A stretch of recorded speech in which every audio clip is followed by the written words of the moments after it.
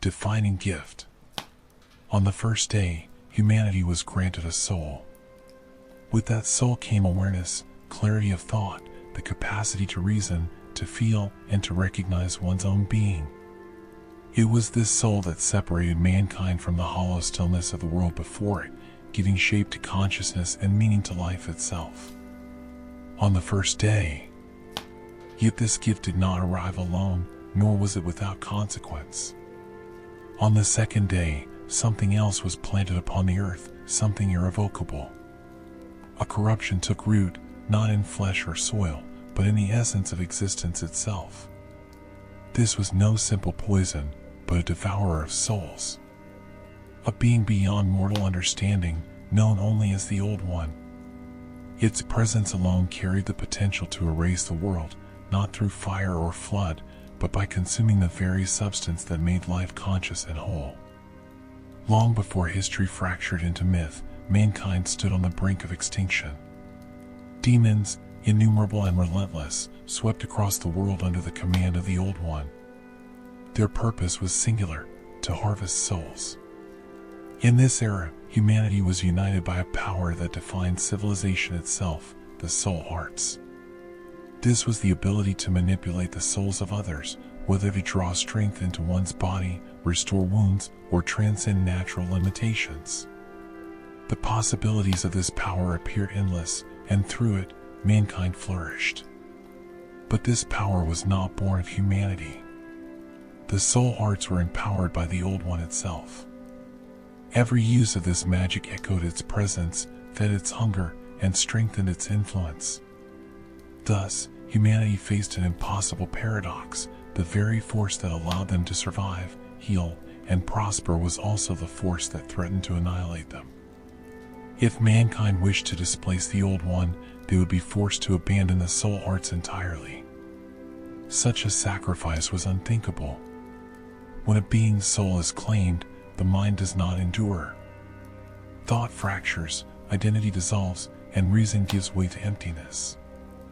Land stripped of souls became places of horror, realms inhabited by mindless husks, creatures no longer capable of will or memory. These barren domains were swallowed by a colorless deep fog and banished into infinite darkness, left to serve as feeding grounds for the Old One and its legions of devout demons.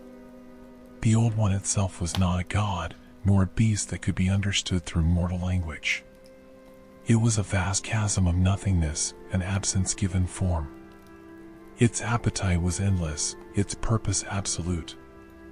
Souls gathered by demons were drawn into it, consumed without mercy. Mortals could not comprehend its nature, only its function. It existed to devour the souls of the living. Ancient words, passed down through fractured memory, speak of a distant past.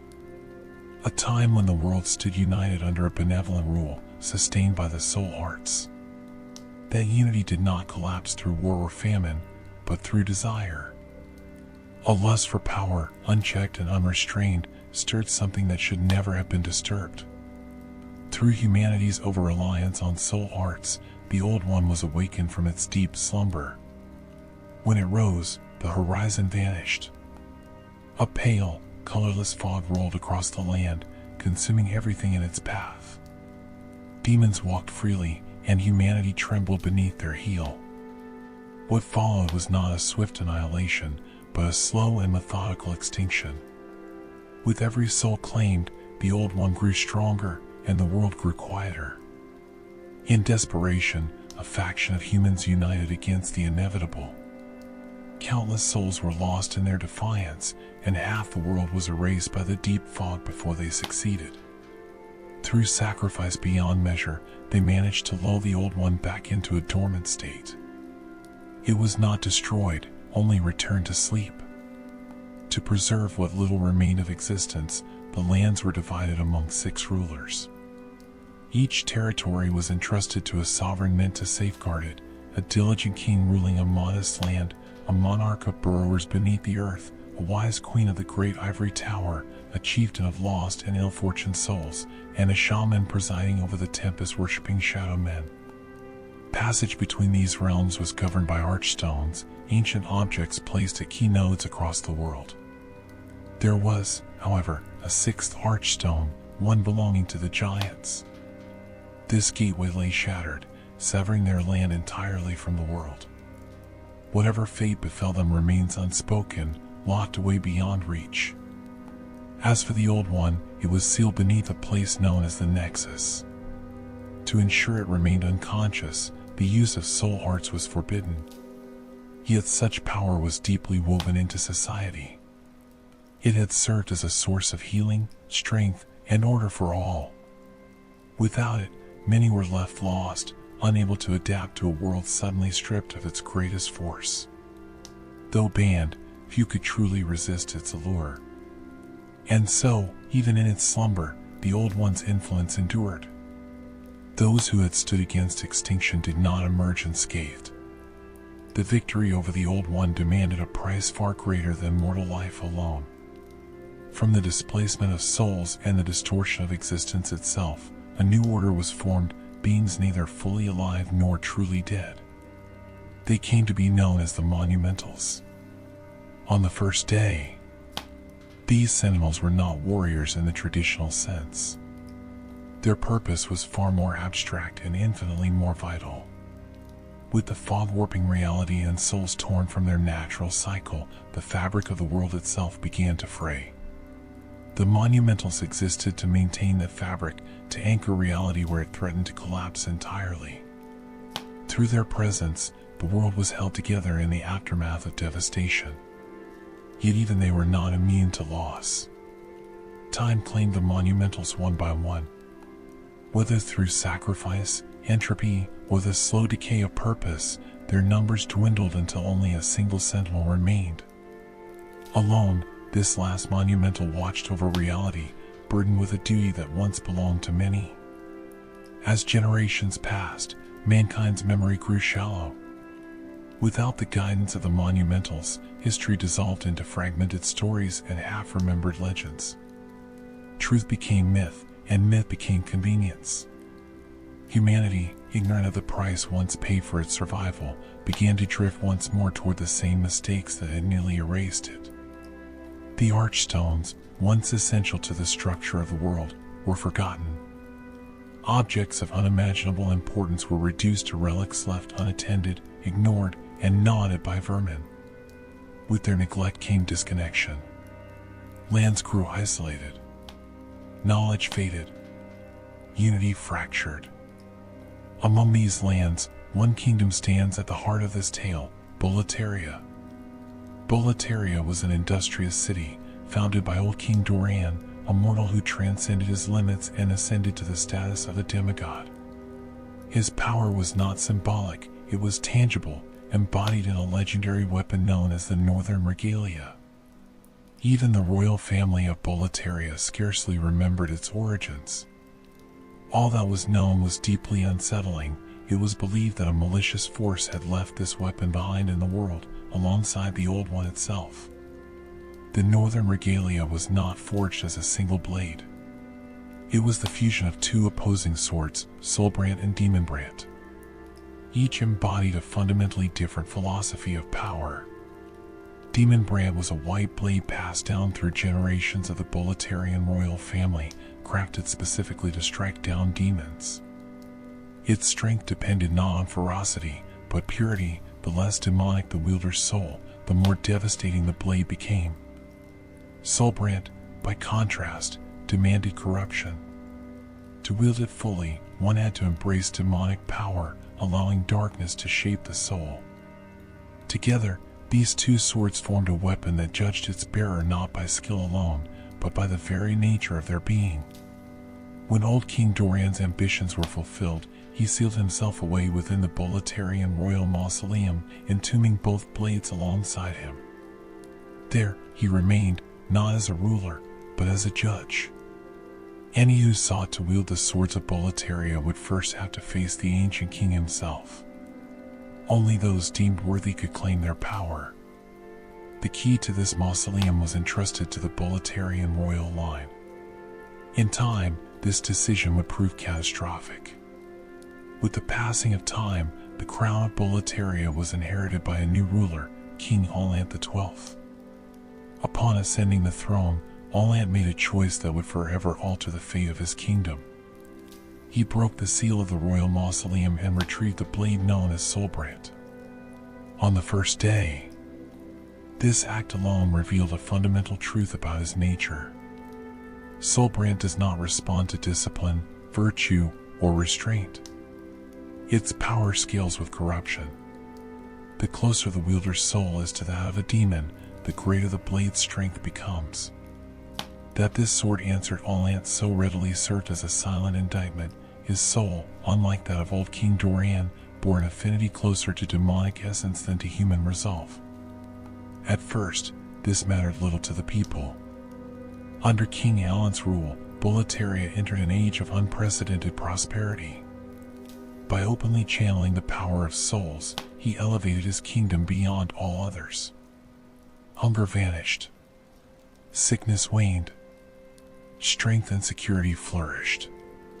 Boletaria came to be known as a paradise upon the earth, a shining testament to what humanity could achieve when unbound by limitation. But paradise is fragile. As years passed, the king's body aged while his mind darkened. What had once been ambition turned inward, fermenting into quiet despair.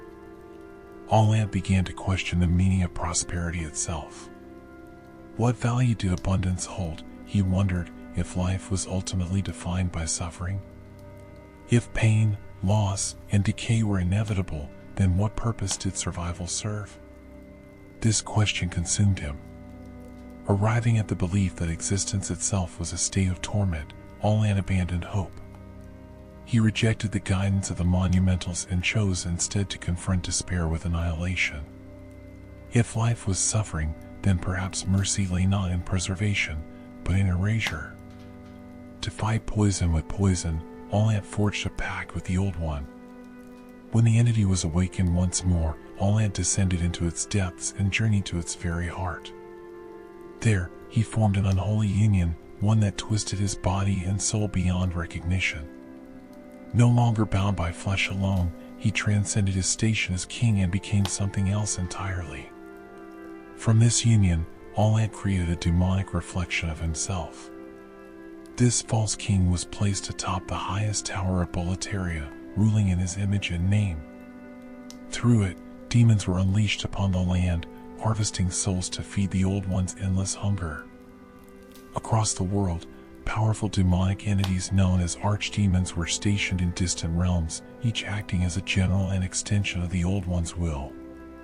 Freed from the rigid obligations of lordship, Allant now pursued what he believed to be his true purpose.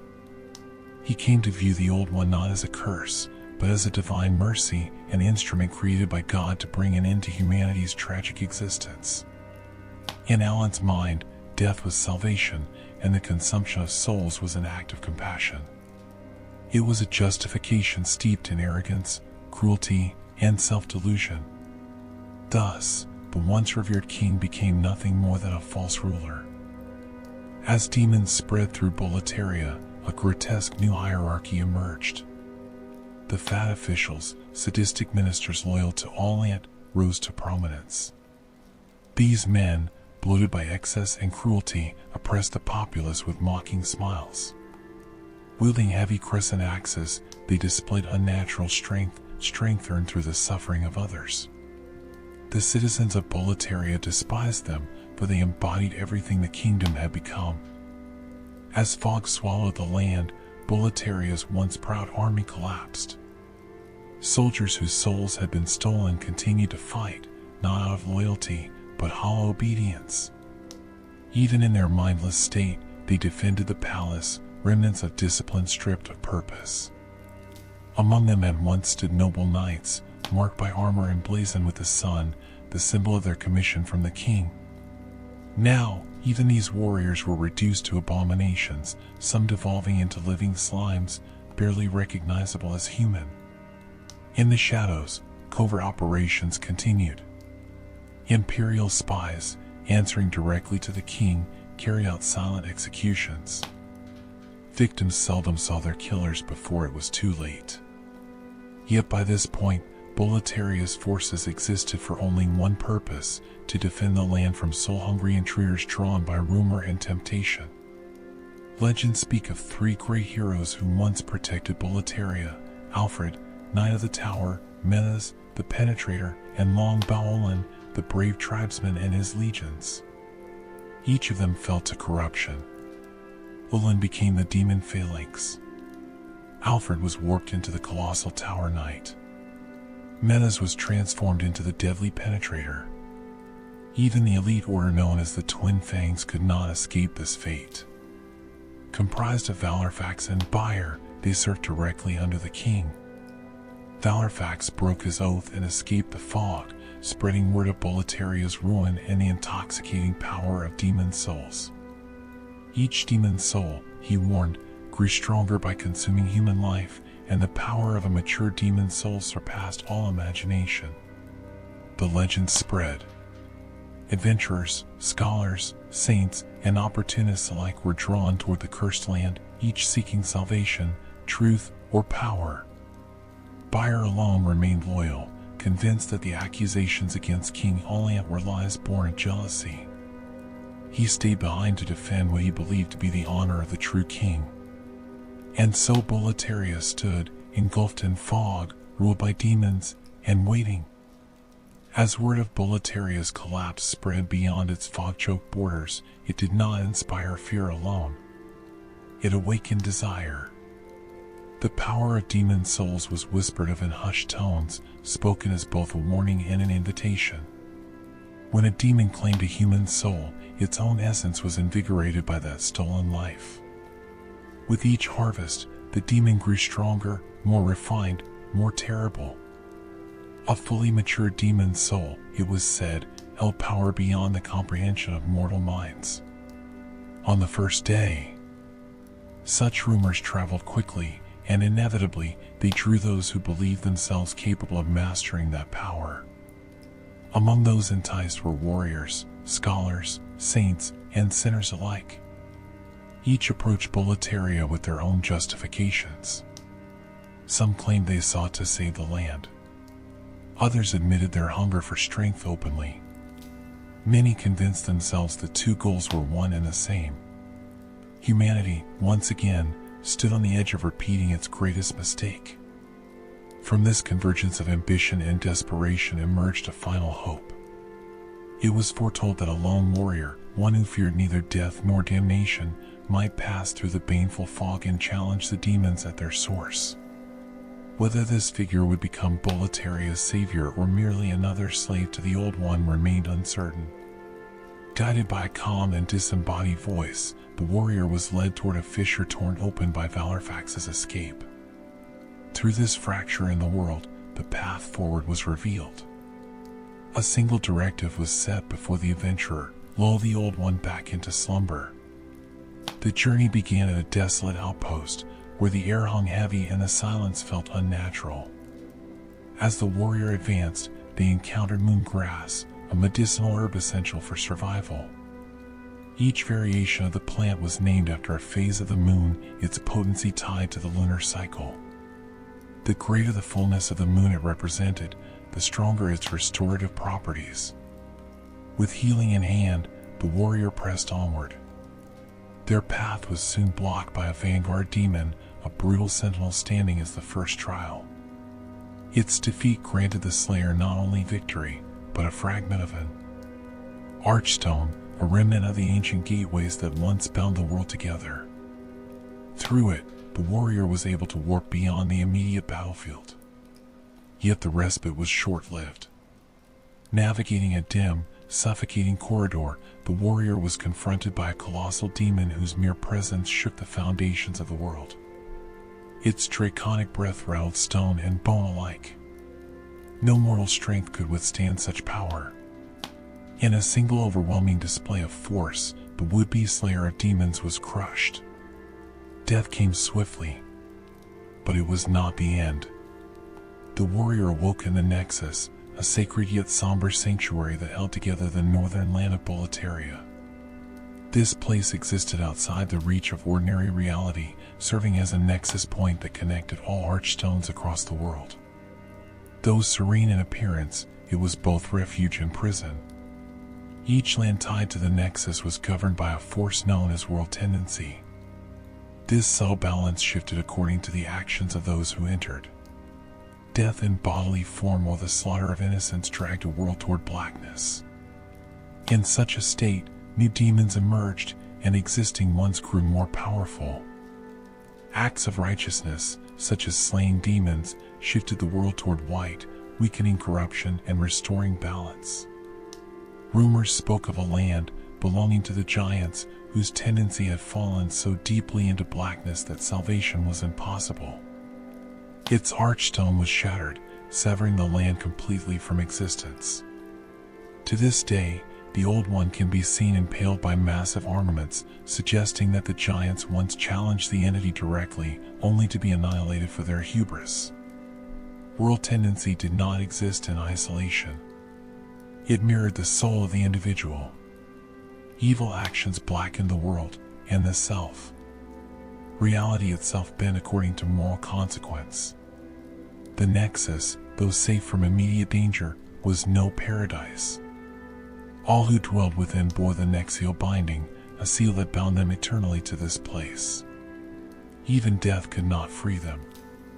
The vast halls were adorned with ornate statues that evoked holiness and calm, offering solace to weary souls trapped within. Upon death in the outside world, the soul was torn from its vessel, leaving the warrior in a spectral state. To reclaim corporeal form, one required a stone of ephemeral eyes, an artifact capable of resurrecting the body. Alternatively, slaying demons could also restore flesh, at the cost of further entanglement with soul power. At the heart of the Nexus stood the maiden in black. Draped in dark robes, her eyes sealed with wax, she tended to the souls that passed through this place. Like all others, she bore the Nexial binding at her ankle. There was something unnatural about her presence, something hidden beneath her calm demeanor. For now, her true purpose remained veiled. She was not alone. Nearby stood Stockpile Thomas, a broken man weighed down by guilt. He confessed that when the scourge came, he abandoned his wife and daughter, fleeing in cowardice.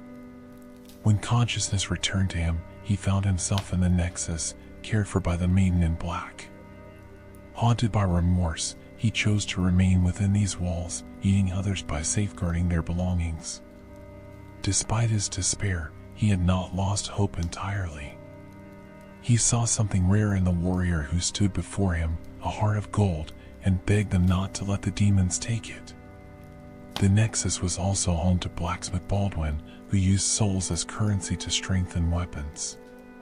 In this world, souls had replaced gold and silver entirely. Baldwin spoke of another smith, Ed, stationed at the Stonefall mines, hinting at deeper paths yet to be walked. Scattered throughout the Nexus were others, a devout worshipper questioning whether God had abandoned humanity, and a crestfallen warrior resigned to imprisonment who spoke with bitter clarity. He offered guidance without hope, stating that all who came here were prisoners, whether they sought demon souls or glory. With resolve hardened, the warrior approached the archstone of the small king. Beyond it lay the gates of Boletaria Palace. Passing through the archstone, the warrior emerges within the gates of Boletaria Palace, a massive stone stronghold at the heart of the northern kingdom. What once stood as a symbol of order and prosperity now exists as a feeding ground for demons and dragons alike. Time, fog, and neglect have conspired against the city. Stone walls crumble, pathways rot, and nature begins to reclaim what mankind abandoned. The air is thick with decay. Soulless soldiers roam the battlements, attacking any intruder on sight. These are not warriors driven by loyalty or hatred, but hollow vessels animated by stolen souls. Their movements are sluggish, their intent mechanical. Nearby, terrible dragons have claimed the skies above Boletaria, circling the ruins as if the land itself were their nest.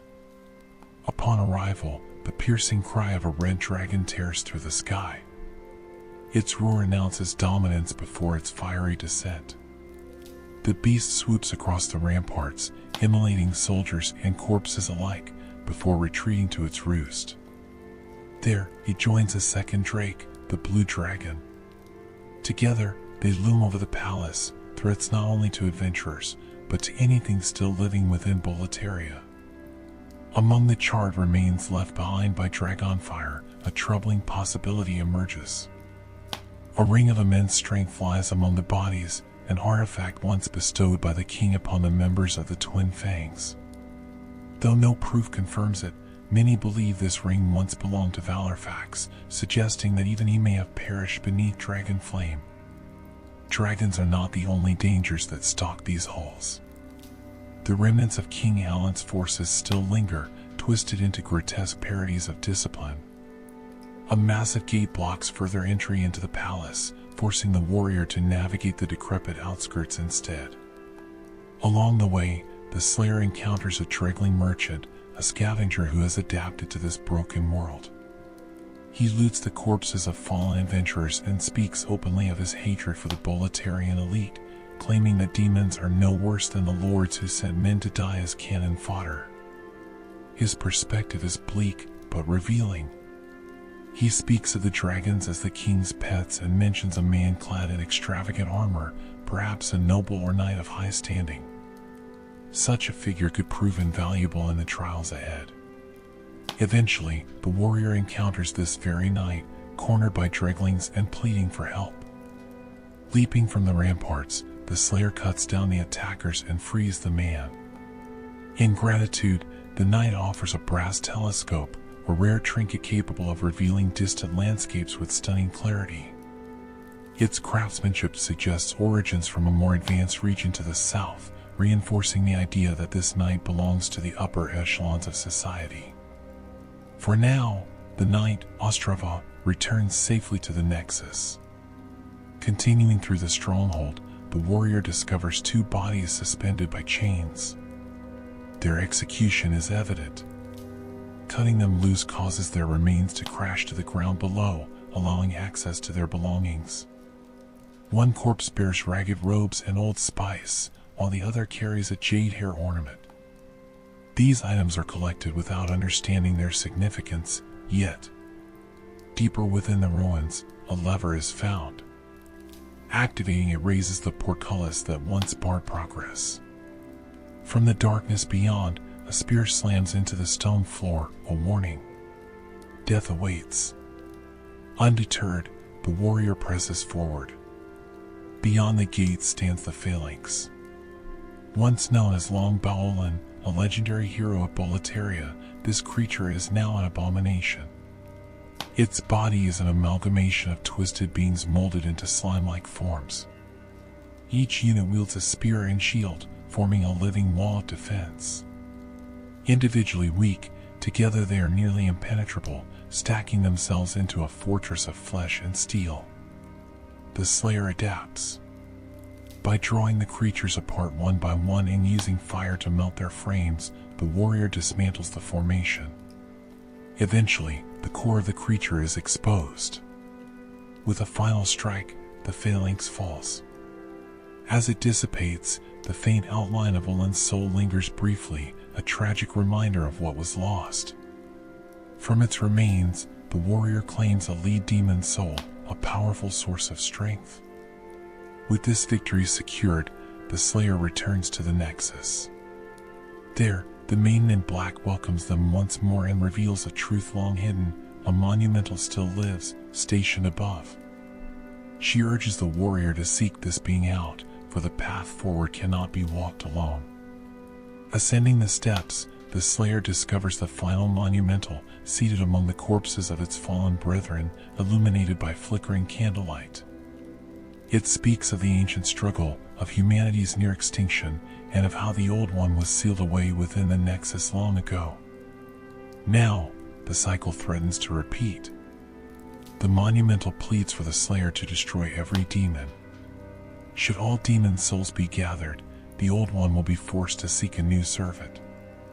When that moment comes, it may invite the Slayer into its heart, believing itself about to be fed. This is the only opportunity to soothe the beast once more. But there is a price. The monumental reveals that the Slayer will be bound to the Nexus eternally, just as the Maiden in Black is. It further discloses a chilling truth: the Maiden herself is a demon. She exists to lull the Old One back to sleep, which is why she aids those who hunt demons. It was the monumental's voice that guided the warrior to the fissure at the beginning of their journey. Returning to the Maiden, she explains that she has always existed alongside the Old One, present during its awakening and destined to remain until it sleeps again. She alone can channel souls to grant power beyond mortal limits, a privilege afforded only because she is a demon herself. Why she opposes the Old One remains unclear. Perhaps she was once human. Perhaps she chose damnation to save humanity. Her duty is unwavering. She tends the flames of the Nexus, ensuring its candles never extinguish, and aids all who would slay demons. Elsewhere, the crestfallen warrior casts doubt upon the monumental's virtue, claiming they themselves revived the Old One and trapped everyone in the Nexus to undo their mistake. Whether this accusation is truth or bitterness remains unknown. Regardless, the path is set. Humanity's survival now rests on the Slayer's blade. With the truth of the monumentals revealed and the burden of destiny laid bare, the Nexus slowly began to change. Word of the Slayer of Demons spread, and with it, new figures were drawn into this liminal sanctuary, each carrying their own beliefs, fears, and contradictions. Among the first were followers of faith. A humble acolyte, sworn to Saint Urbain, arrived shaken and ashamed. He confessed that when the darkness closed in, he fled, abandoning the saint at the moment he needed his followers most. He spoke of Urbain being trapped in a place where no light could reach him, a prison swallowed by shadow. Though he did not know the full truth, his words carried the weight of guilt and dread, implying that even the most devout were not spared by the spreading scourge. Soon after, another voice emerged, one shaped not by faith, but by intellect. At the base of the Nexus stood an apprentice of Sage Freak, his beliefs in direct opposition to those of Saint Urbain. Where Urbain placed his trust in miracles and divine intervention, Freak dedicated his life to the study of soul arts. The apprentice pleaded with the Slayer to rescue his master from the dungeons of Boletaria, describing Freak as a beacon of hope for humankind. According to the apprentice, Freak had systemized the soul arts, transforming them from chaotic, dangerous rituals into something humans could study, imitate, and refine. Through observation of demons and the state of Boletaria, Freak believed humanity could surpass its current limitations and carve a future beyond fear. It was an unsettling irony. At the same moment in history, both the saint and the sorcerer, symbols of opposing ideologies, had been imprisoned. Before venturing out once more, the Slayer visited Stockpile Thomas. Upon seeing the jade hair ornament retrieved from Boletaria, Thomas collapsed under the weight of recognition. It belonged to his daughter. The truth he had avoided for so long could no longer be denied. She had not survived. Overcome with grief, he asked for the ornament, wishing to keep it as the last memory of his child. Should the Slayer grant his request, Thomas expressed his gratitude not with words alone, but with a ring of Herculean strength, a powerful token that reflected both his remorse and appreciation. The implication of the discovery was grim. If the executed bodies found in Boletaria belonged to Thomas's wife and daughter, then the woman may have been a sorceress. The ragged robes and old spice found on her corpse suggested a practitioner of magic, an art banned in many regions due to its association with forbidden brewers and soul arts. It was possible that her execution was not punishment for treason, but for knowledge. Or perhaps she was simply a prisoner, condemned without reason. Once more, the Slayer returned to Boletaria, this time to the Lord's Path. Beyond the great gates of the palace lay a cliffside route that served as a feeding ground for dragons. It led toward the inner ward, once home to Boletaria's knights. There, Ostravagin found himself surrounded by enemies. Despite his noble bearing, it was clear that survival did not come naturally to him. Each step forward was a struggle, yet he pressed on regardless. After being saved yet again, he spoke of an ancient legend deeply rooted in Boletarian history. It told of two swords, Demon Brant and Soul Brant, and a solitary hero entrusted with their protection. That hero was old King Doran, founder of Boletaria and eternal guardian of the Blades. Whether truth or legend, Ostrava admitted that in dark times, myths were sometimes all that remained. Further along the path, a locked door barred the way. Behind it lay Buyer of the Twin Fangs, imprisoned after attempting to reach King Allant.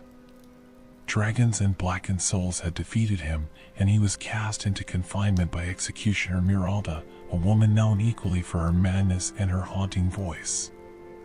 By acquiring the iron key ring from a nearby fat official, the Slayer freed Buyer, who soon returned to the Nexus. Loyal to a fault, Buyer refused to believe the accusations against King Allant. He painted the king as a magnanimous leader, strong, caring, and righteous. To him, claims of betrayal were nothing more than lies spun by jealous conspirators. Blind faith sustained him. Buyer spoke also of a lone stone tower, where a sorceress was held prisoner, another victim of Miralda's brutal purges. He could not reach her, and so placed his trust in the Slayer. He further revealed troubling information.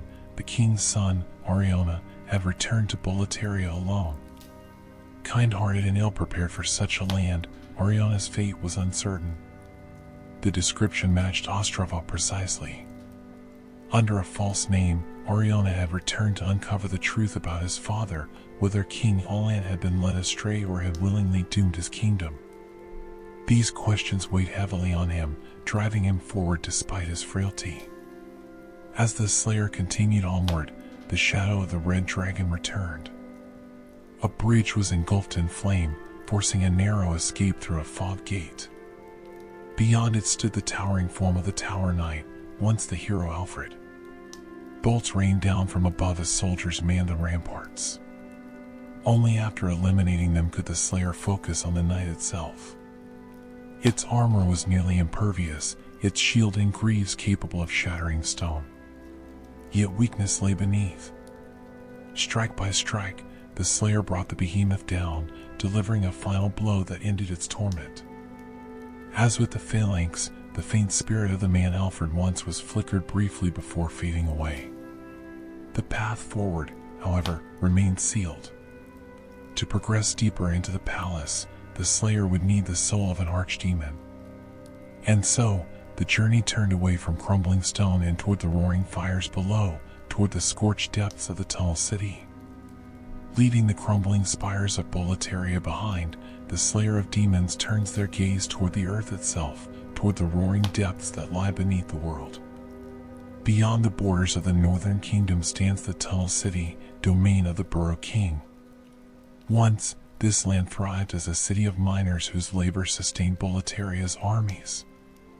Their efforts carved immense tunnels through the mountains, extracting hardened iron that would become the backbone of Boletarian weaponry and armor. On the first day. Now, the city is silent. The burrowers, dispossessed of their souls, continue to work endlessly. Pickaxes rise and fall in hollow rhythm, their eyes vacant, their minds long gone. They labor not for purpose, but out of habit etched into soulless flesh. Under the supervision of fat officials, the mines remain active, as though King Allant ensured that iron would continue to flow even after the collapse of reason itself. The wealth of the Burrow King once came from this land, but riches could not shield it from the fog. Stonefang, like Boletaria, eroded beneath the mist. What remains is a barren place populated by husks, creatures trapped in perpetual motion without awareness. The tunnels are not empty of danger. Bear bugs crawl through narrow passages, fire lizards skitter along molten stone, and rockworms writhe beneath the surface. Amidst this desolation, an opportunist known as the Filthy Man survives, trading scavenged goods and rumors. He speaks of a treasure seeker named Serva the Wanderer, who ventured deep into the pits below in search of a draconic shrine, an altar rumored to house something ancient and terrible. Not far from the surface, tucked into a small opening lit by candlelight, stands Blacksmith Ed. Unlike his counterpart in the Nexus, Ed is abrasive, withdrawn, and singularly devoted to his craft. Both Ed and Baldwin wield a peculiar armament known as the Hands of God, fist weapons tied to a legend of a man who once slaughtered dragons with his bare hands. Iron knuckles, favored by Stonefang's blacksmiths, were once used in drunken brawls, tools of both violence and camaraderie. Ed offers no warmth, no philosophy, only steel. As the Slayer pushes deeper into the twisting tunnels, the scale miners barely react. Their thick, scaled skin protects them from heat and harm, and their glowing eyes betray no recognition of the intruder. Only when disturbed do they turn hostile, defending the rock they endlessly chip away. At the bottom of a chasm, the path is blocked by an armored spider, a massive arachnid plated in metal. Fireballs and sticky webs fill the narrow corridor, forcing the Slayer to advance under relentless pressure. Its armor shields most of its body, leaving only its face and stinger vulnerable. With unwavering resolve, the Slayer presses forward, dodging flame and silk, and finally brings the creature down. Beyond the spider lies the true Tunnel City. Legend tells of pathways beneath the smithing grounds, winding endlessly through stone and fire. Deep within these molten swamps rests a grave for dragons.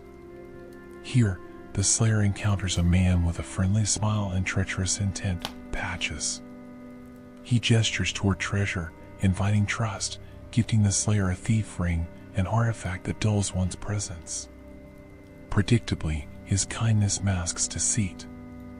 Those who follow his lead risk being trapped and devoured by lurking horrors. When confronted, he feigns innocence and retreats to the Nexus, unchanged. Deeper still, Serva the Wanderer is found. He speaks of a shrine built by ancient burrowers to honor dragon bones and mentions a peculiar sword stored there, a broad blade designed to crush bone rather than cut. Though mocked for its bluntness, the weapon was crafted with dragons in mind. Server, for all his hunger for treasure, recognizes the danger ahead and waits. At the base of another chasm, a veil of fog awaits. Passing through it, the Slayer faces the Flamelurker, a demon of fire imprisoned within a scorched stone temple. Its presence radiates heat and fury. Fists like hammers crash down with the force of volcanic eruptions. Amid the blaze, the Slayer becomes one with the blade, dodging claws, enduring relentless heat, and slowly wearing the beast down. When it falls, its searing demon soul is claimed. Some believe the Flamelurker was once the legendary man who slew dragons with his fists, warped by power into a demon. The theory remains unproven, but the dragon bones surrounding the arena whisper possibilities. At last, the Slayer enters the shrine of the dragon god. Ages ago, a fire demon was imprisoned here, beyond a sea of molten lava and the bones of an unfathomably massive dragon. The shrine was built by the burrowers' ancestors, who worshipped and feared what they unearthed. They revered the dragon god, but prepared for betrayal. Massive harpoon mechanisms flanked the chamber, failsafes designed to subdue the deity should it turn against them. Direct confrontation is impossible. To meet the dragon god's gaze is death. Instead, the Slayer uses the ancient machinery, firing harpoons that stagger the colossal being. Immobilized and helpless, the dragon god can only watch as the Slayer drives their blade into its skull. Its rage is silenced. From its soul come both destructive spells and divine miracles, firestorms and godly wrath alike, proving once again that miracles and magic are born of the same source. In the shrine lies the legendary Dragon Bone Smasher, a massive, bladeless weapon forged to crush dragons and shield its wielder from flame. When shown to Server, he acknowledges its worth and entrusts it to the Slayer's care. With an archdemon defeated, the path leads back to Boletaria, toward the inner ward of the palace. With the fall of the dragon god and the weight of an archdemon's soul secured, the Slayer of Demons returns once more to Boletaria. This time, the path forward lies beyond the outer ruins and into the inner ward of the palace, the very heart of the kingdom that once embodied order, nobility, and pride. Inside Boletaria's gates, the streets twist and converge in narrow, claustrophobic patterns. Traps line the pathways, laid by the much-despised fat officials, living proof of King Allant's descent into madness. These bloated wardens of cruelty patrol the alleys with mockery and malice, delighting in the suffering of others. Their presence alone poisons the atmosphere, turning every step forward into a calculated risk. On the first day, as the Slayer advances through the ward, a familiar voice calls out once more. Ostrava, still alive, still pressing forward, finds himself yet again surrounded by enemies. Each encounter exposes his vulnerability. He is no hardened veteran, no seasoned demon hunter. Every victory comes at the cost of fear and exhaustion. When saved yet again, his gratitude is unmistakable, but so too is his growing awareness of his own limitations. This time, his words carry finality. He acknowledges the debt he owes the Slayer and declares his intent to continue alone. His father, the king, awaits him.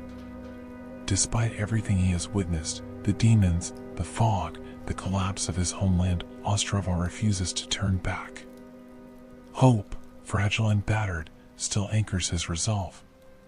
Deeper within the inner ward stands a stone tower, the very place Bayer spoke of. Guarding its entrance is a fat official, barring all access. Direct confrontation proves futile, forcing the Slayer to resort to deception. By donning the garb of an official, the Slayer bypasses the guard and gains entry. Inside, the jailer is swiftly dealt with, and the truth of the prison is revealed. The captive within is a sorceress, draped in ragged robes identical to those found on the corpse believed to be Stockpile Thomas's wife. At first, she mistakes the Slayer for her tormentor. When she realizes she has been freed, she chooses to remain behind temporarily, weakened by her captivity. Eventually, she will make her way to the Nexus. Within her cell lies a ring of magical nature, an artifact surrounded by superstition. Legends claim cursed witches are born holding such a ring, and those of savage lands avoid it at all costs. To Boletaria's people, she was a heretic, someone to be cleansed. In truth, her imprisonment was nothing more than sanctioned torture carried out in the name of purity. There is no time to linger. Returning to the streets, the Slayer fights through wave after wave of knights and soldiers, remnants of a once proud military now stripped of identity. At the end of a blood-soaked path stands a fog gate. Beyond it, a lone fat official waits, taunting and smug. Before he can act, a straight sword pierces his torso from behind. He collapses instantly, lifeless before he even understands what has happened. From the fog emerges the Penetrator. Once known as Metas, Knight of the Lance, this demon retains a cruel elegance. Tall, lean, and precise, the Penetrator wields his weapon with deadly accuracy. Each thrust is deliberate, each movement honed for killing. Facing him alone would be a grim ordeal. But the Slayer is not alone. A familiar voice echoes across the battlefield. Bayer of the Twin Fangs charges forward, repaying the debt he owes. Loyal to his king yet bound by honor, he stands beside the Slayer in defiance of what Metas has become. Together, they press the attack. Steel clashes, blows land, and the Penetrator is finally overwhelmed. As the demon fades, the faint spirit of Metas flickers into view, a brief reminder of the knight he once was before corruption claimed him. With another demon destroyed, the Slayer returns to the Nexus to regroup. There, Bayer speaks plainly. He knows the Slayer's intent, to challenge the king himself. He warns that even he was defeated by the Blackened Knights and the fire-breathing Drake that guard Allant. He urges caution, reminding the Slayer that even great power has limits. Despite his loyalty, Bayer understands what must come. Perhaps this is his way of honoring the king he once believed in by ensuring the truth is faced, no matter how painful. In a quiet corner of the Nexus, the freed sorceress has taken refuge. Yuria, once consumed by her thirst for demon souls, now speaks with regret. She confesses that her dark magic brought only suffering and suspicion. Though capable of teaching powerful spells, she warns against the dangers of such knowledge. Her magic, closely tied to miracles, exposes an uncomfortable truth for the Church, one that has long been ignored. Elsewhere, Ostrava appears once more, standing on a narrow bridge. Despite the fog and the demons closing in, he speaks with hope his father abandoned long ago. He reflects on Boletaria's knights, the round table that once upheld the kingdom, and the heroes lost to fog and flame. Though nearly all have perished, he believes a new age of heroes may yet rise. With Boletaria's inner ward conquered, the Slayer turns attention to the next Archstone, the realm of the Tower Queen, and the cursed land of Latria. The Archstone of the Tower Queen draws the Slayer away from Boletaria and into a land shaped by cruelty disguised as order. Latria, once a kingdom of intellect, reverence, and measured rule, now stands as a monument to vengeance and despair. Etched into stone are words that foretell its fate: a queen slain, royalty imprisoned, and a prison echoing endlessly with the cries of those condemned by inhuman guards.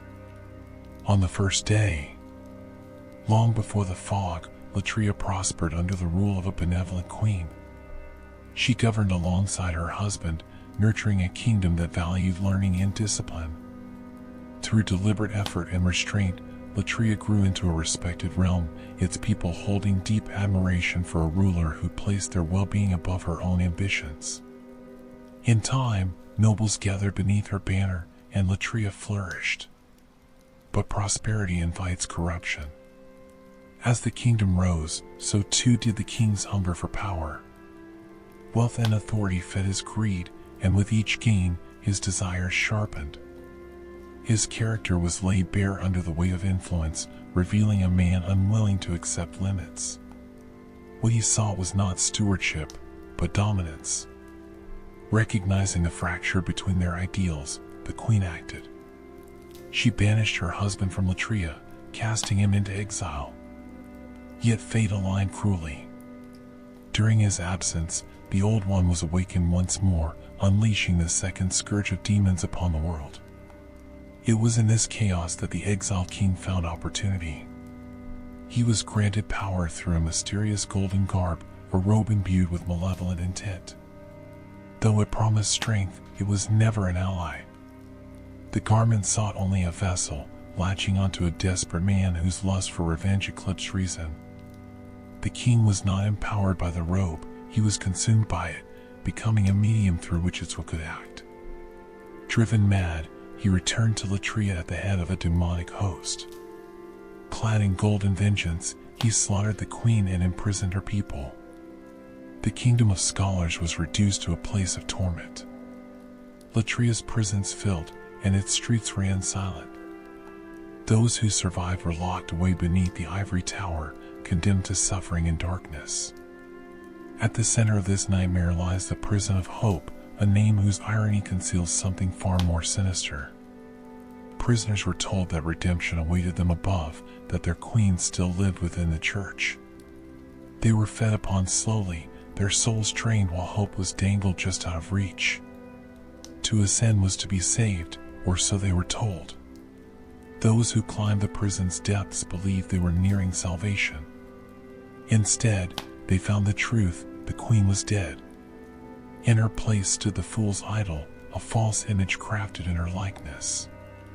This artificial deity projected comfort and familiarity, offering prisoners a final illusion before their fate was sealed. Manipulated by this projection, prisoners were seized by gargoyles and carried to the heights of the ivory tower. There, they were subjected to unspeakable experiments. Flesh was stitched together, bodies merged and reshaped into grotesque forms. Corpses were discarded into seas of blood, absorbed by tentacle growths that fed an artificial womb at the tower's core. The old monk, the vengeful king reborn sought not redemption, but eternal suffering for those who once cast him out. The prisoner's promised salvation was transformation into abominations, spider-like creatures whose faces retained traces of humanity, their agony frozen into form. Hope itself became the instrument of their torment. Stepping into Latria, the Slayer is greeted by echoes of despair.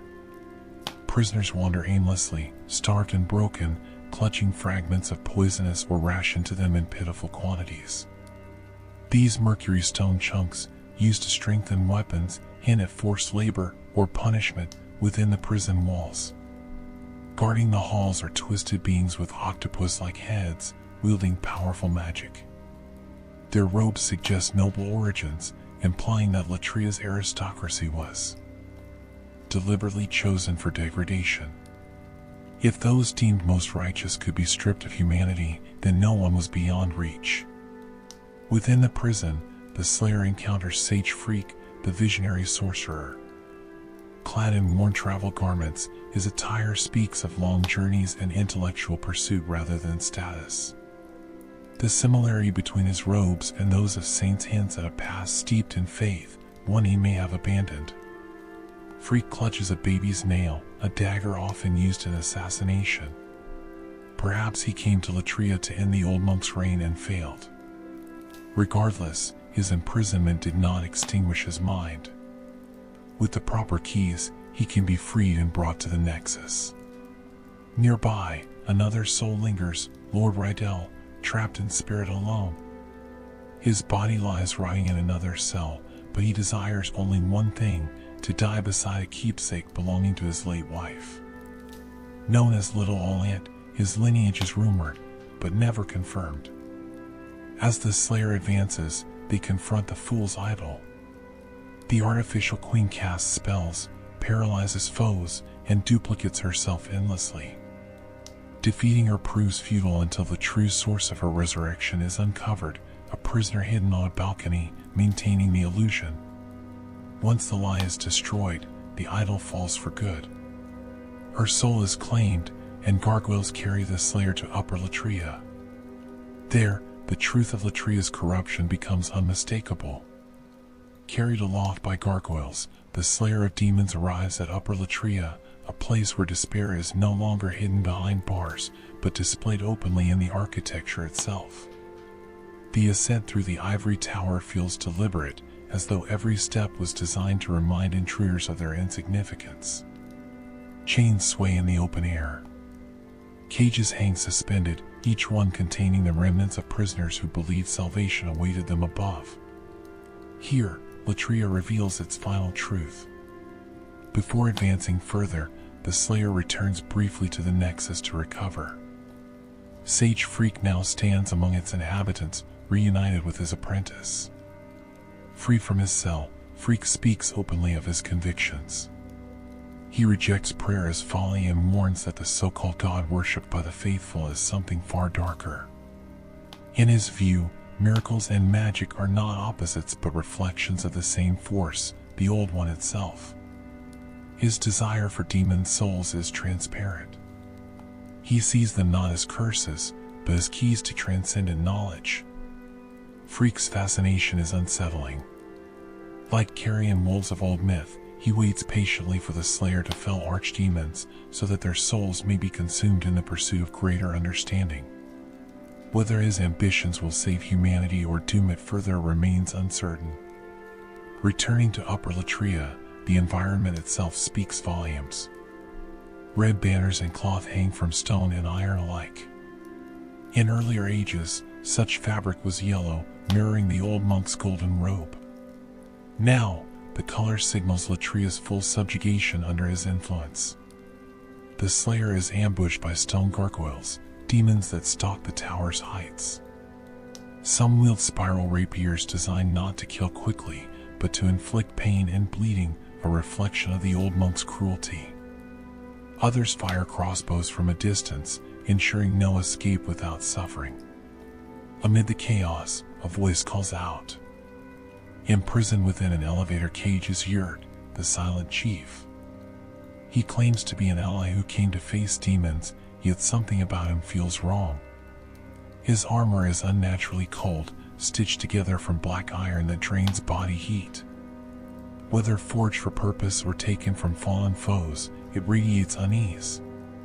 When freed, Yurt vanishes from Latria and later appears in the Nexus, his intentions still unclear.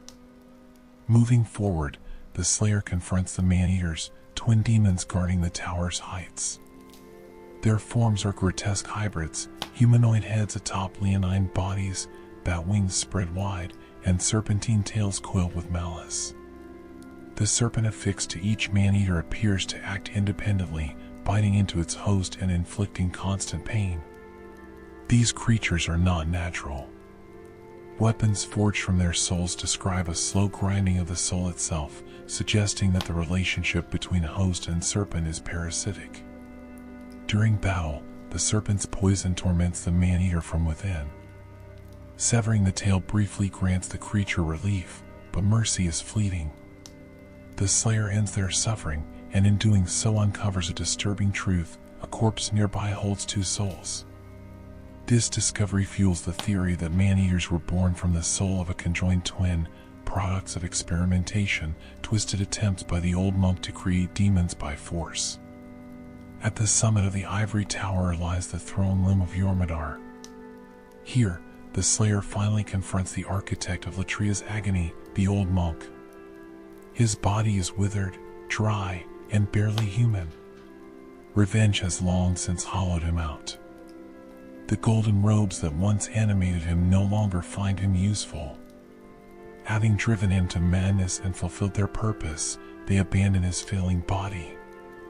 The old monk dies quietly, his final breath taken not in triumph, but in emptiness. Almost instantly, the robes seek a new host. They leap toward the Slayer, desperate to claim fresh life and continue their cycle of domination. Without hesitation, the Slayer destroys the new vessel, ending the Golden Guard's reign. With that act, the false god of Latria is extinguished. The truth is undeniable: the old monk was never a demon at heart. He was human, driven by greed, envy, and revenge long before the robes ever found him. His downfall serves as a grim reminder that evil does not require supernatural origin. Humanity is capable of monstrosity on its own. Power does not create corruption, it reveals it. With another archdemon defeated, the Slayer returns once more to the Nexus. Yet peace does not follow. A new threat has already taken root within its walls. With the defeat of the old monk and the collapse of Latria's false divinity, the Slayer of Demons returns to the Nexus expecting respite. Instead, unease hangs heavy in the air. Something has changed. The sanctuary feels quieter, not peaceful, but tense, as though the walls themselves are holding their breath. It does not take long for the truth to surface. Since the arrival of Yurt, the Silent Chief, bodies have begun to appear within the Nexus. Individuals who once stood as allies, those who possess knowledge of the soul arts, are found lifeless, their deaths swift and deliberate. Whispers spread quickly among the inhabitants. Suspicion crystallizes into certainty: Yurt is no ally. A warning is delivered plainly. Yurt is a mercenary, a man who would kill even his own kin for the right price. Compared to him, others claim even their own moral failings feel virtuous. His presence is not coincidence, it is contract. In truth, Yurt serves a woman known as Mephistopheles, an emissary of a masked society that convenes in secrecy to control the ancient knowledge of souls. Their doctrine is ruthless: all who have learned the ways of soul arts must be eliminated to ensure the right remains hidden and unchallenged. Knowledge, in their eyes, is more dangerous than demons.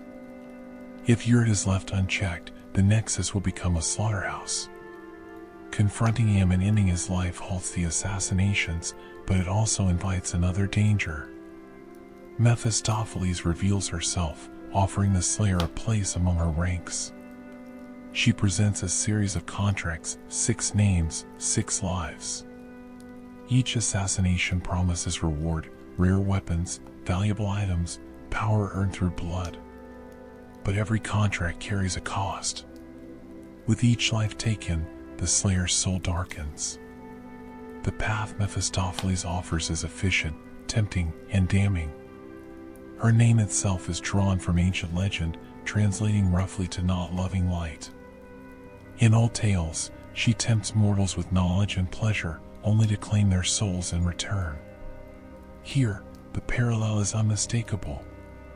To accept her offer is to embrace corruption willingly. Refusing her and choosing instead to end her influence preserves the soul at the cost of power. It is a choice that echoes throughout the world. Once again, the Slayer is forced to confront the same dilemma that doomed kings and scholars alike, whether power justifies sacrifice and whether ends can ever absolve means. With the Nexus purged of its hidden rot, the path forward opens once more. A new archstone calls, the domain of the Shadow Men, a land shaped by storms, death, and ritual. The journey does not lead upward or inward, but outward, across dark waters toward an island shrine where the dead do not rest. Beyond the reach of Boletaria and Latria lies a land shaped not by stone or intellect, but by wind, water, and ritual.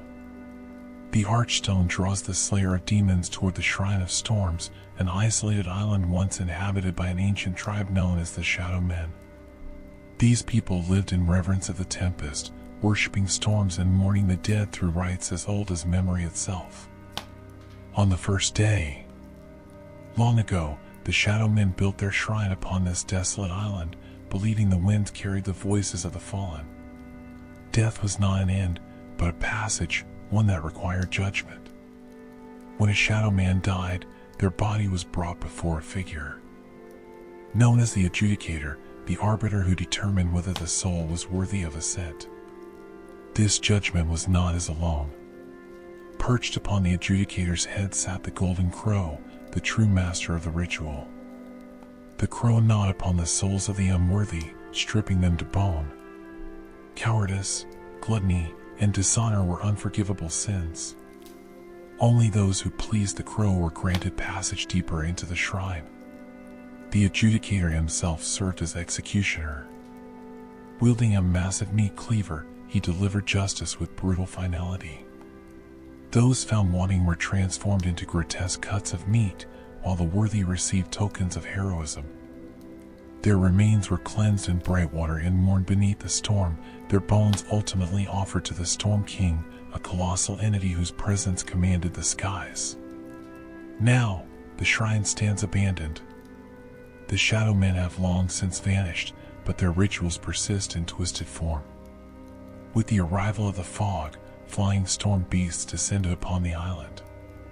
Drawn by demonic influence, the souls of the dead were lured back and forced into uninhabited skeletons, reanimating the fallen as mindless warriors. Stepping onto the island, the Slayer is met by the sound of wind and the clash of bones. Skeletons rise from the ground, their movements animated by stolen souls. Some wield curved blades, others loose arrows with unnatural precision. They fight not with purpose, but with lingering echoes of ritual. As the Slayer advances, the land's true guardian emerges, the Adjudicator, now corrupted into a demon. His bloated form sways beneath the weight of gluttony and judgment gone awry. The Golden Crow still sits upon his head, watching. The demon's cleaver crashes into stone with thunderous force. The Adjudicator cannot be defeated by brute strength alone. His weakness lies hidden, exposed only when he is struck in a vulnerable place. When he falls, the cleaver slips from his grasp, and his judgment ends. From his defeat, the Slayer claims the demon soul of the Adjudicator, severing the corrupted ritual that bound the dead to endless punishment. Yet the storm does not abate. Deeper within the shrine, the sky darkens unnaturally. Countless flying creatures fill the air, their wings blotting out the light. At their center looms the Storm King, a massive being whose presence commands the tempest itself. Its servants rain down like spears, filling the battlefield with death from above. To face the Storm King, the Slayer must wield a relic of the shrine, a blade designed to pierce the heavens. With it, the sky itself becomes the battlefield. One by one, the storm beasts fall until the Storm King is struck down. The roar of wind fades, and the sky clears for the first time in ages. With another archdemon defeated, the Slayer stands amid silence. The Shrine of Storms, once a place of mourning and reverence, now lies still. The judgment of the dead has ended, not through ritual, but through steel. And yet, the journey is far from over. Other realms remain, each bound by archstones, each holding truths, demons, and consequences yet to be faced. Beyond storm and stone lies a land abandoned not by kings or scholars, but by hope itself. The Archstone leads the Slayer of Demons to the Valley of Defilement, a place shunned by all other realms, a festering mound where the world's unwanted are cast aside. This is the domain once ruled by a chieftain of the lost and ill-fortuned, a land defined not by ambition, but by suffering endured in silence. On the first day, here, the air is thick with rot. The valley is a vast refuse pit, formed from generations of exile. Those deemed impure, diseased, or heretical were banished here, left to survive among filth and decay. Over time, a fragile society formed from desperation. Survival became ritual. Suffering became law. With the coming of the fog, even this broken balance collapsed. The valley's inhabitants, once human, were reduced to shambling husks. Disease-ridden creatures wander the mire, their bodies swollen and deformed. Poison pools beneath every step, and insects fester within open wounds. It is a land where pain lingers endlessly, yet death rarely comes quickly. Among these ruins stands Saint Astrea, one of the 6 saints. Unlike kings and tyrants, she did not rule through power or fear. She came to the valley willingly, guided by compassion. Where others saw filth, she saw suffering souls in need of mercy. At her side stands Carl Vinland, her devoted knight. Clad in heavy armor, he serves not as conqueror, but as guardian. His loyalty is absolute. His purpose singular. When the Old One stirred, Astrea did not resist its call. She listened. In the valley's unending torment, she saw a reflection of humanity's cruelty toward its own. She came to believe that demons were not the true enemy, that mankind itself was responsible for the suffering inflicted upon the weak and abandoned. Thus, Astrea accepted a demon's soul. Unlike others, she did not seek power. She used her soul to ease suffering, to comfort the dying, to bring peace where none had existed. In doing so, she became an archdemon, not through ambition, but through despair-driven mercy. The valley reflects her choice. Those who approach Astrea are met not with rage, but sorrow. Her lament echoes through the mire, a hymn of grief rather than defiance. She does not plead for her life, nor does she threaten the Slayer. She mourns humanity, its cruelty, its indifference, its endless repetition of harm. Carl Vinland stands as her shield. He confronts the Slayer not out of hatred, but duty. His faith in Astrea is unwavering. To him, she is not a demon, but a saint who chose to suffer alongside the forsaken. He believes her mercy outweighs the sin of her transformation. The Slayer faces a terrible choice. To strike down Astrea is to end a source of comfort for the valley's damned, but to leave her is to allow the Old One's influence to persist. There is no victory here, only consequence. When Astrea falls, she does not curse the Slayer. She accepts her fate quietly. Her demon soul is claimed, and with it, the valley grows silent once more. Carl Vinland's loyalty ends in tragedy, his devotion unbroken even in death. The Valley of Defilement remains. It is not redeemed. It is not restored. But its suffering is no longer bound to the will of the Old One. With another archdemon defeated, the Slayer returns to the Nexus carrying a burden heavier than any blade. With the archdemons of storm, Fire, intellect, and despair brought low, the weight of countless souls presses upon the slayer of demons. The Nexus feels different now, quieter, heavier, as though it knows what must come next. The candles still burn, the statues still watch, but the illusion of safety has faded. Only one path remains. The path leads back to Boletaria. The final archstone awakens, granting passage to the deepest reaches of the kingdom, the King's Tower. This is no longer a place of rule or governance. It is a gauntlet forged from obsession and regret. Blackened knights patrol its corridors, their armor heavy with stolen souls. These are not mere soldiers, but elite defenders empowered directly by the Old One. Their strength eclipses that of those faced before, and each encounter demands absolute resolve. Fire fills the air. A blue dragon, older and more imposing than its crimson counterpart, guards the approach. Its breath scorches stone and flesh alike, sweeping across the tower's bridge in waves of destruction. To advance is to face annihilation. Only through patience, timing, and relentless perseverance does the Slayer push forward, driving the beast away and clearing the path to the throne. Beyond the dragon lies silence. The halls ahead are empty, stripped of ceremony. The grandeur of Boletaria's past has rotted away, leaving behind bare stone and echoes. At the tower's summit waits King Allant, or rather, what remains of him. This is not the demonic reflection that once ruled in his image. This is the true Allant. His body is frail, misshapen, and barely human. Power has abandoned him, leaving only regret and hollow conviction. He no longer wields authority, nor does he inspire fear. Instead, he clings to his belief that humanity is unworthy of existence, that mercy lies in extinction. The battle is brief, but tragic. Allant does not fight with rage or pride. He fights out of resignation. Each strike is slow, deliberate, almost apologetic. When he falls, there is no triumph, only the quiet collapse of a man who once believed himself a savior. With his death, the final barrier breaks. The way to the Old One opens. Drawn by the accumulated demon souls, the Slayer descends into the depths beneath the Nexus. There, in a vast void, the Old One waits, impaled, dormant, yet aware. It stirs at the promise of sustenance, inviting the Slayer closer, believing another servant has come to feed it. At this moment, the truth of the cycle becomes clear. If the Slayer accepts the Old One's embrace, the world will continue as it always has, ruled by fog, demons, and endless rebirth of suffering.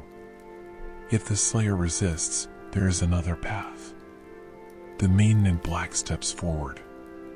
She reveals her purpose fully now. Born human, she became a demon by choice, inheriting their power to oppose them. Her duty has always been singular, to lull the Old One back into slumber. With the Slayer's cooperation, this can be achieved once more. But there is a cost. Should the Old One sleep, the Slayer and the maiden will remain bound to the Nexus forever. Freedom is exchanged for salvation. The world will be spared, but the heroes will not return to it. The choice is made. Together, the Slayer and the maiden calm the Old One. Its hunger fades. The fog recedes. Demons lose their source of power. The cycle is halted, not broken, but delayed. As the Old One sleeps, the maiden asks one final question. Will the Slayer accept eternity in the Nexus?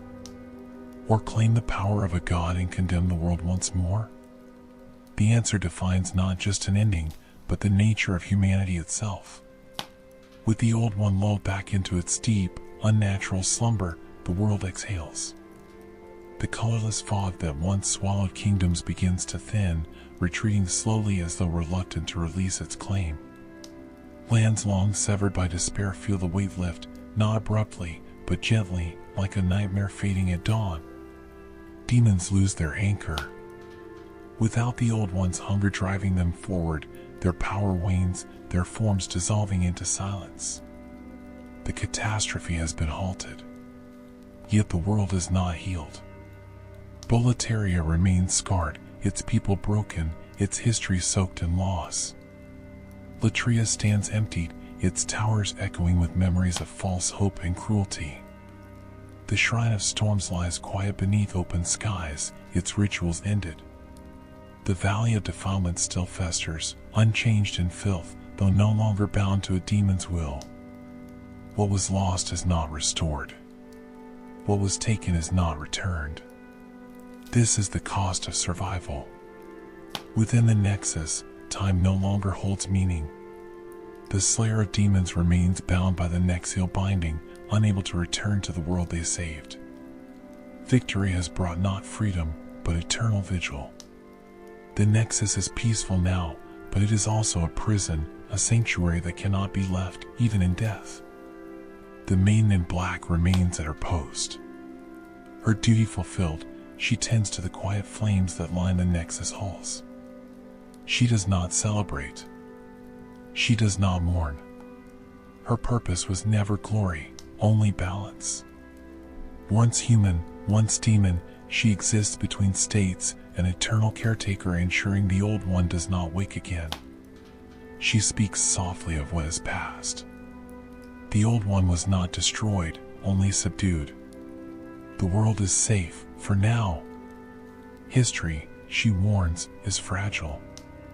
Humanity has a way of forgetting its greatest lessons.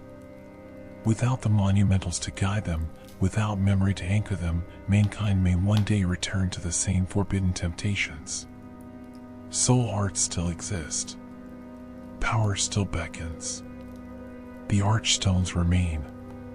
Should humanity once again reach too far, rely too deeply on stolen souls, the cycle may resume. Another king may rise. Another bargain may be struck. Another fog may roll across the land. And perhaps another slayer will be called. The story does not end with triumph or despair, but with uncertainty. A world saved, but not redeemed. A hero victorious, but not free. A god asleep, but not gone. In the end, Demon Souls is not a tale of good conquering evil. It is a meditation on power, responsibility, and the cost of mercy. It asks whether humanity is capable of wielding strength without corruption, or whether every age is destined to repeat the same tragic refrain. As the candles burn low in the Nexus and silence settles over the archstones, one truth remains. The greatest enemy was never the Old One. It was always the soul of man.